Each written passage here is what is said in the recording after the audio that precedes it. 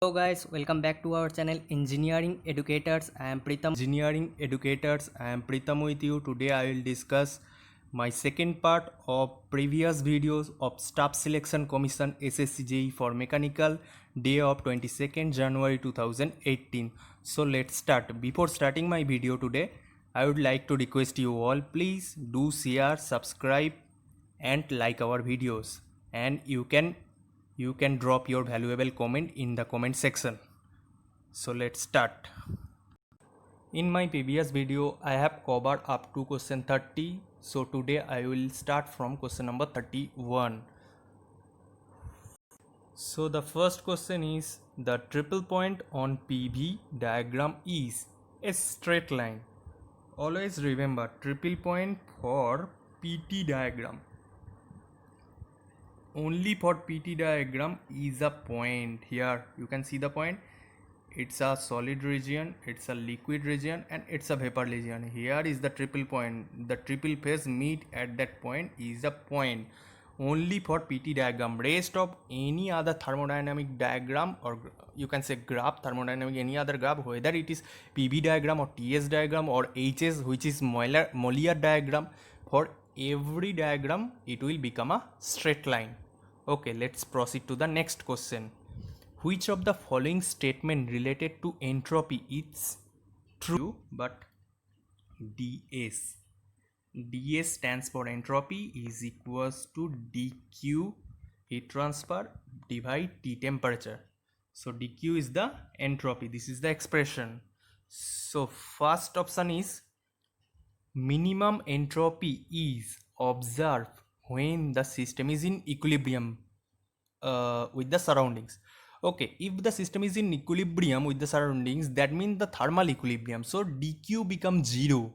dq becomes 0 means ds also becomes 0 for the first option. So there is 0 value, but they says minimum value. So I don't think it's appropriate. So let's see the second option. Absolute 0 temperature of the solid solution have non-zero entropy. Let's see absolute 0. For absolute 0, T will become 0 again. T will become 0, but dq has a value.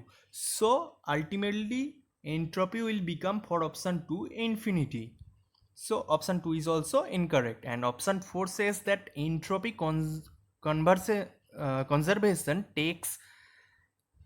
conservation takes place in all irrelative process, which is absolutely wrong. So let's see the option 3.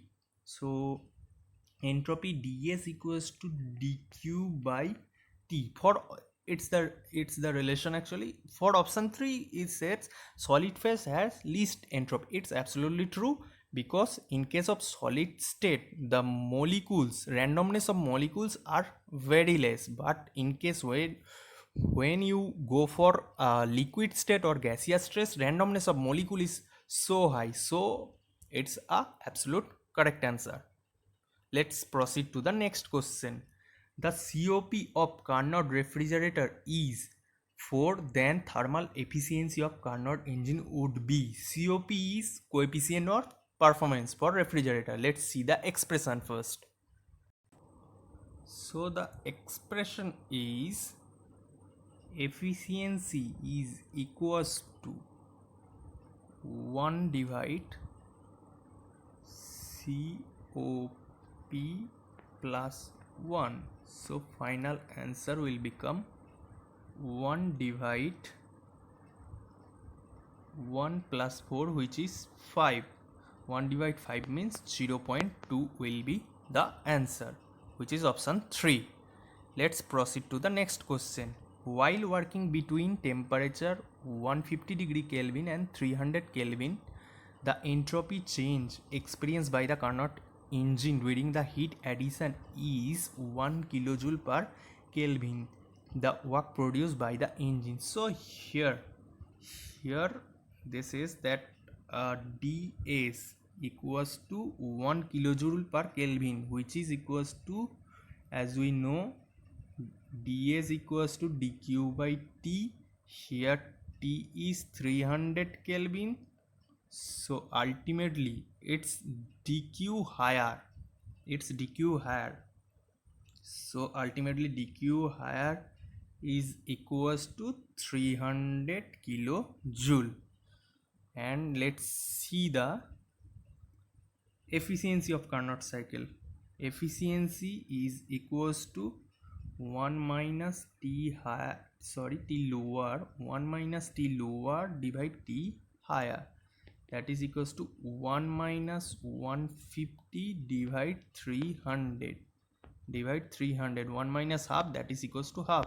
So efficiency become half. So finally efficiency is equals to half, is equals to, again we can say efficiency equals to q higher. Again we can say efficiency is equals to half equals to w, which is work done, divide q higher. So from previous expression we know q higher is 150,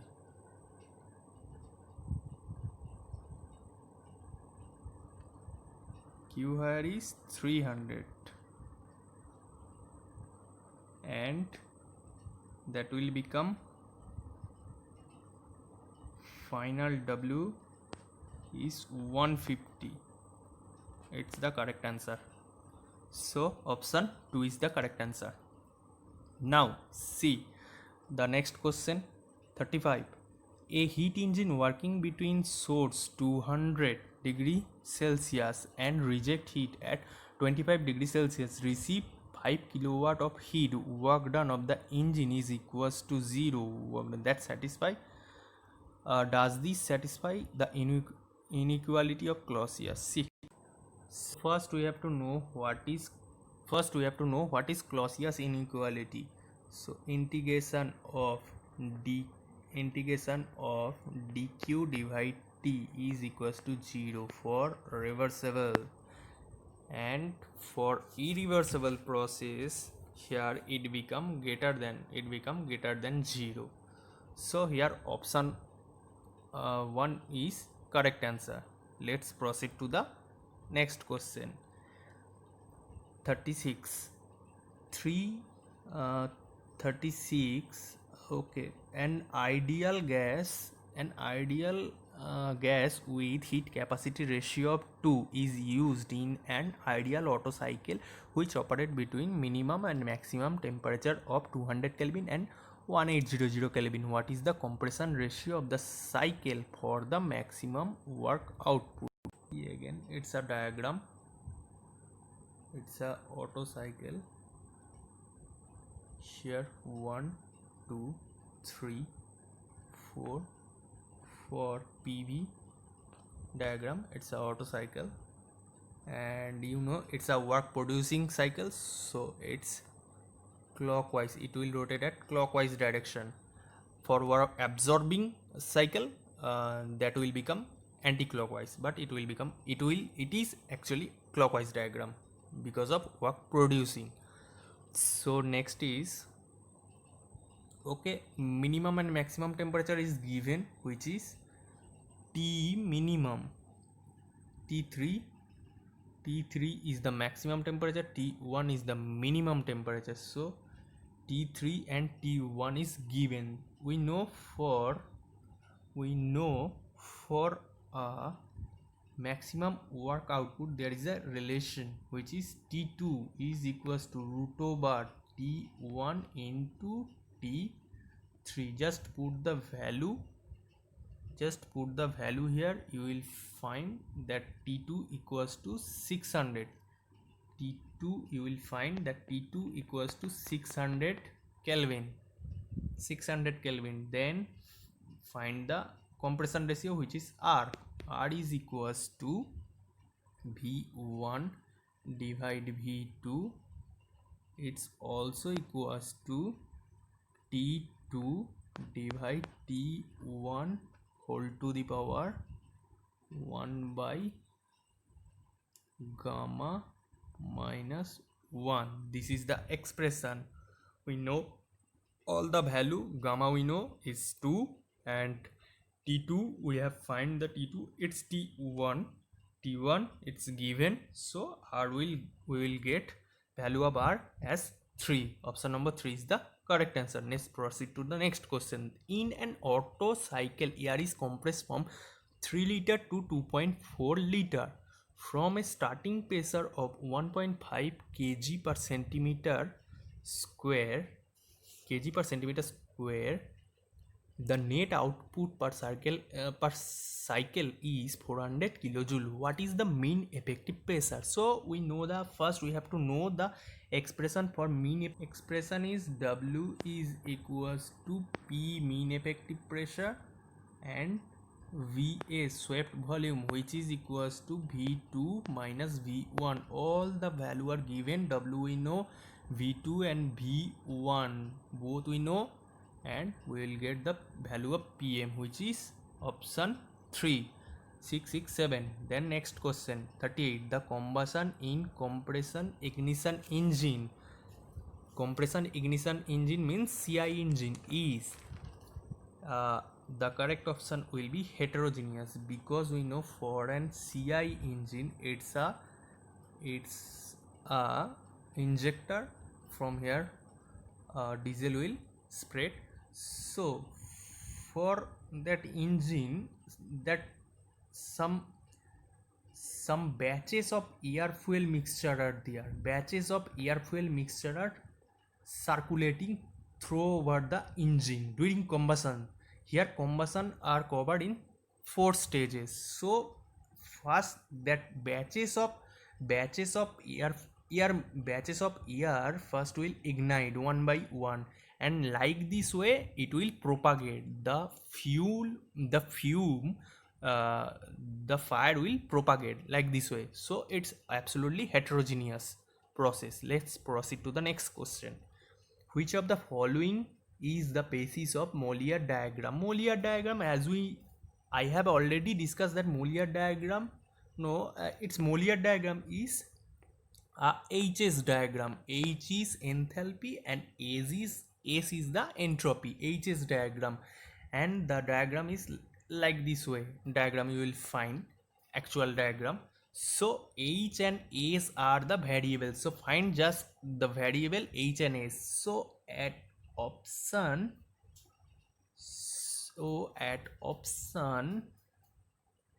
H and S, option 4, you can see here option 4, H and S as variable you can find. T equals to dH by ds. So if you solve that equation by differential equation, various method of differential equation, you will found a equation of H and S. So option 4 is the correct option.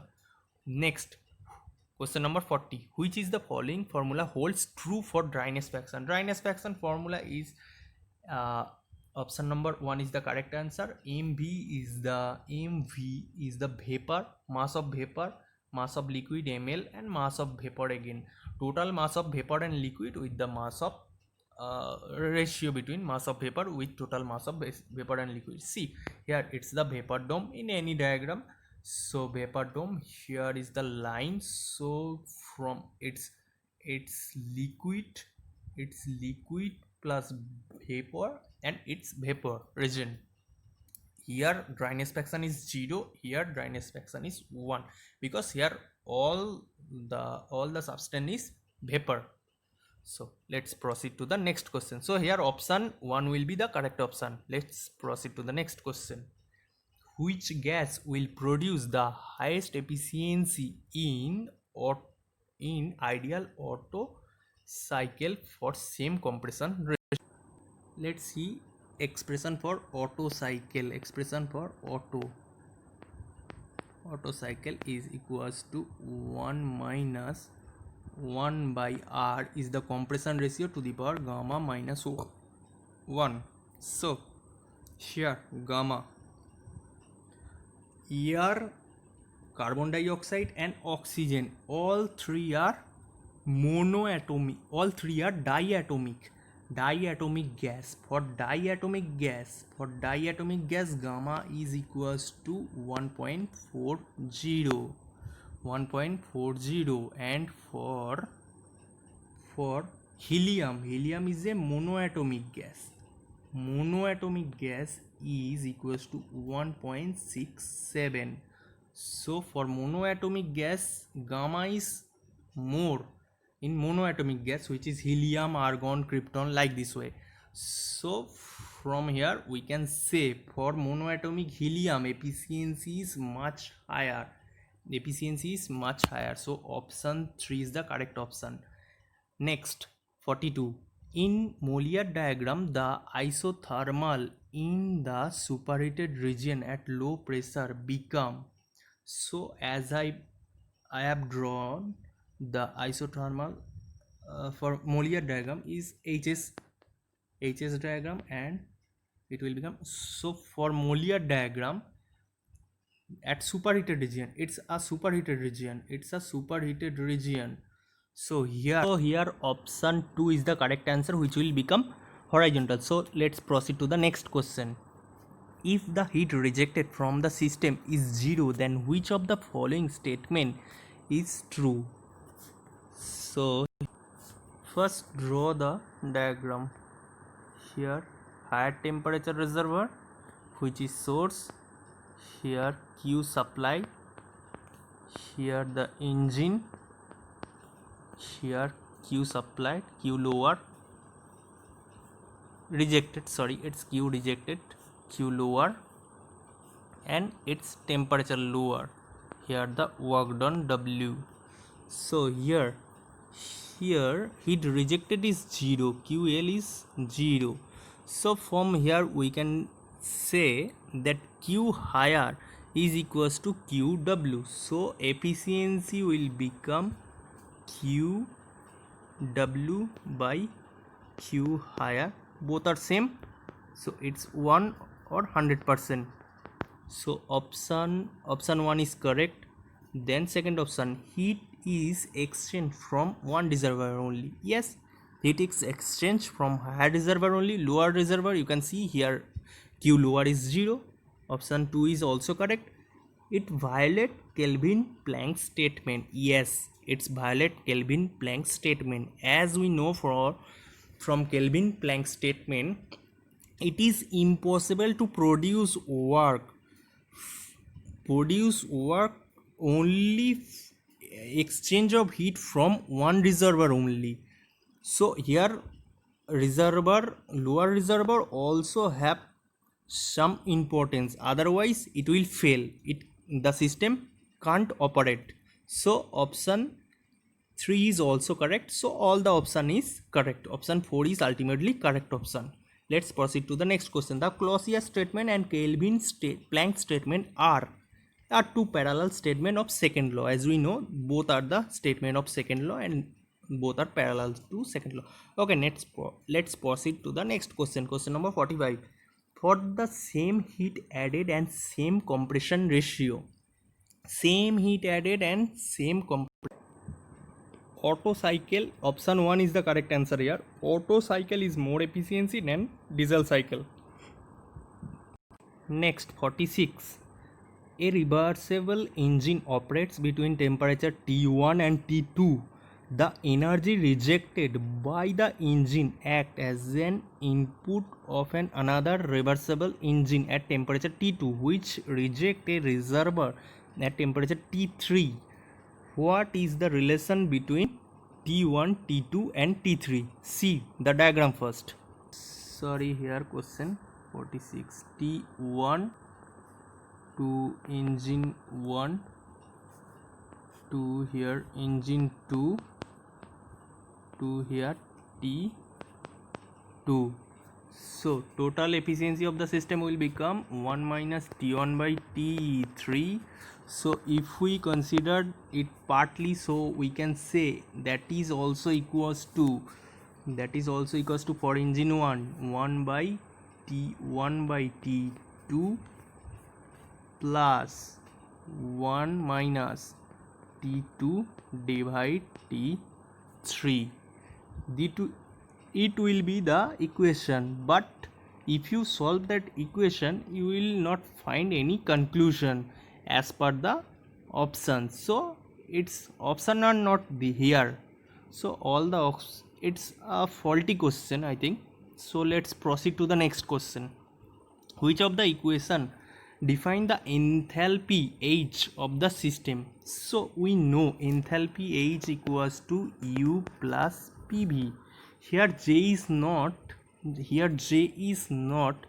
denoted what actually J is, but you can say only option which have U plus PV. Rest of all option you can find that minus PV. So those all are wrong. So option 1 is the correct answer. Let's proceed to the next question. 48. Which gas can attain the highest efficiency for the same compression rise? So I have already discussed it at question number 41. You can see question number 41. Its answer will become a monoatomic. So let's proceed to the next question. 49. In Clausius theorem, the reversible path is substituted by. Here, C. Reversible path always can be substituted by either isothermal or adiabatic or combination of both as for a reversible cycle. So as you know all that in case of Carnot cycle, we know that Carnot cycle is actually made of adiabatic as well as isothermal process. So Carnot cycle itself is a reversible cycle. So option here 2 is the correct option. Next question. Which of the following relation represent an irreversible and possible process? Okay, for reversible I have discussed it also previously that for a reversible cycle dq by t, its Clausius inequality theorem is equals to 0 for a reversible cycle. But in case for a irreversible cycle, in case of a irreversible cycle, but in case for a irreversible process, option 3 is the correct answer. dq by t is less than 0. Let's proceed to the next question. Dash does not certain tin as an alloying element. So here option 4 is the correct answer, all. Let's proceed to the next question. Under microscope, ferrite appears as. Ferrites under microscope, it appear as light. That is the correct option. Next, proceed to the next question. Structure obtained by tempering process of heat treatment. It's brainite. Just remember, those are all theoretical questions. You have to remember those. And preheating. Next question. Question 54. Preheating is essential in welding. Preheating is essential in welding cast iron to reduce the thermal stresses. To reduce the thermal stresses, preheating is before welding we have to provide the preheat treatment. Otherwise thermal stress will become larger and various distortion will happen and that result into inaccurate joint. So let's proceed to the, so option 2 is the correct answer here. Let's proceed to the next question. 55.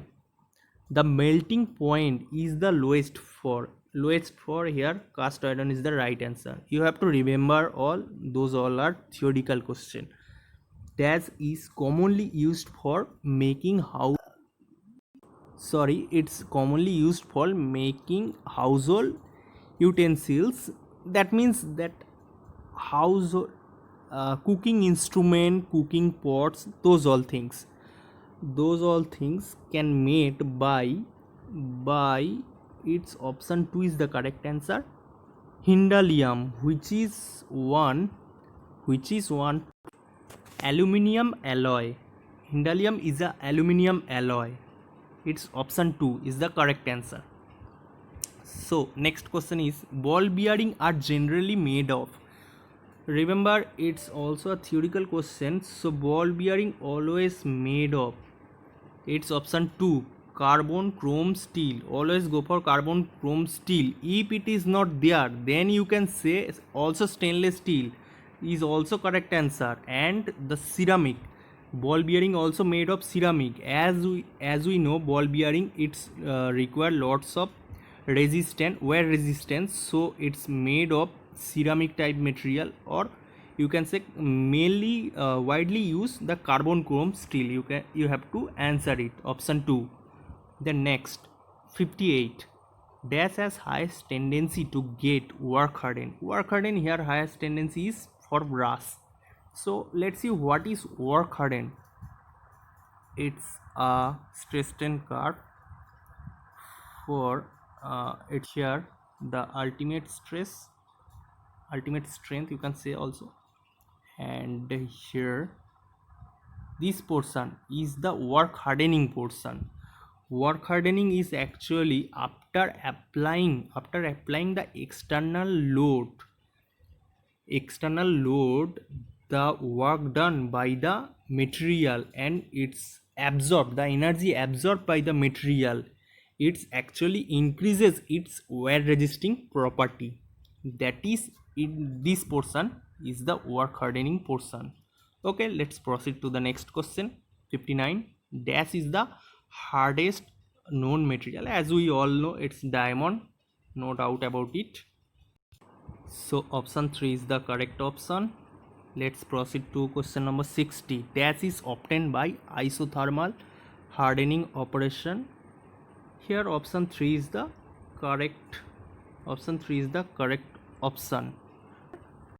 Prostite, it's the correct option. Option 3 is the correct option here. You have to remember those all are theoretical questions. Next, 61, which is fluid is a substance which offer no resistance to change of shape. As you all know, whatever shape we have provide to the fluid, it will take its own shape. So it's a basic, very simple question. Then 62, density of water is maximum at, remember the graph always, it's a very important graph. Here 1 by sigma, which is specific volume, and here the temperature at 4 degree Celsius, temperature at 4 degree Celsius, and the graph will become like this way. So at 4 degree Celsius, specific volume will become minimum, or in another word you can say density is maximum at 4 degree Celsius for water. Always remember, it's a very very important topic. Okay, let's proceed to the next question. So here option 3 is the correct option. 63. So here, if perfect gas, all option are incorrect. Don't confuse between a perfect gas and a ideal gas. Here some option which satisfy the ideal gas, like option number 2 has zero viscosity, or is incompressible, which are correct for ideal gas, not for the perfect gas. So here option 4 is the correct answer. So 64 question, a fluid in equilibrium cannot sustain. It's a very basic question of fluid properties or basic fluids. Okay, always remember that when fluid is in flowing state, or fluid is flowing, fluid have some velocity, then only fluid can offer a resistance, then only fluid can offer that lower level of the fluid, lower surface of the fluid will offer resistance to any solid surface or any other fluid. Okay, but whenever fluid is in a equilibrium state, or you can say fluid is not moving, then fluid has no shear stress. It's a very basic. Fluid in equilibrium state have no shear stress, but fluid in flowing or have some velocity, then fluid has some shear stress. So here option 3 is the correct option. Let's proceed to the next question. For manometer, a better liquid combination is one having, remember, it's lower surface tension. If the surface tension will higher, then manometer reading will become faulty. So It's a very basic assumption. It's lower for lower surface tension. Let's proceed to the next question. The resultant upward pressure of a fluid on an immersed body is called buoyancy. Buoyancy is the correct answer, because we all know, for an immersed body, for every immersed body, always a upward resisting force will act. So that is the theory on the basis of which a ship is working. If the center of gravity of ship is above metacenter, then ship will sink, otherwise ship will operate. So for a ship, gravity center or center of gravity must be much below to the metacenter.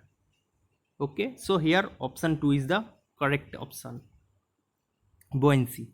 Let's proceed to the next question. Here it's a equation, and you have to remember it's Sebold universal viscometer. The equation V is equals to 0.0022 T minus 1.8 T. It's Sebold universal viscometer. Just remember it. Let's proceed to the next question. Here it's a numerical question.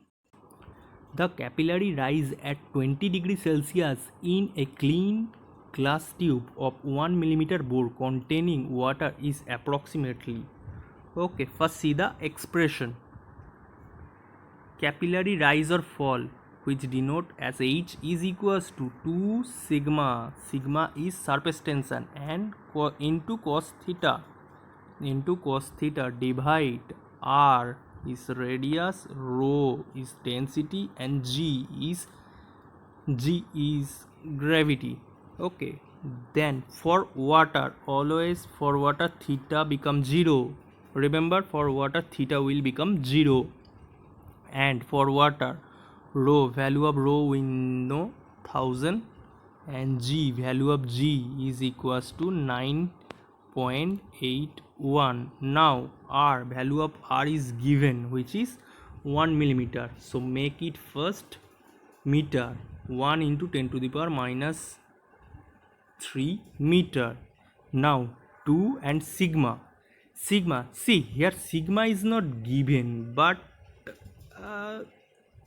the temperature at 20 degrees Celsius. So at 20 degrees Celsius, sigma for water is almost equal to 72.86 into 10 to the power minus 3 Newton per meter.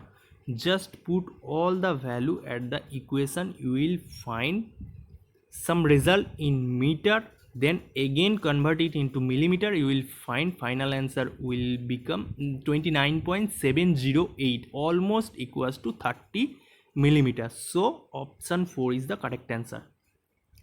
Next question. 69. The rise or depression of liquid in a tube due to surface tension with increase in size of the tube will. See the expression, as you know the expression, H is equals to 2 sigma cos theta divide R, rho, and G. So if here the question says that if the size of tube will increase, so R will increase. If R will increase, then obviously H will decrease. From the formula we can say. So option 4 is the correct answer here. Let's proceed to next question. 70. In an isothermal atmosphere, the isothermal atmosphere pressure always will vary. Option 3, vary in the same way as the density. It's the correct answer. So today we will end here. So thank you for watching the video. And the next part, which is part 3, I will cover rest 30 question of the series. So thank you again, and please stay with us. If you have any query, if you have any suggestion, if you have anything to know, please do comment in your comment section, and your all each and every comment is valuable for us. So okay, thank you, have a good day.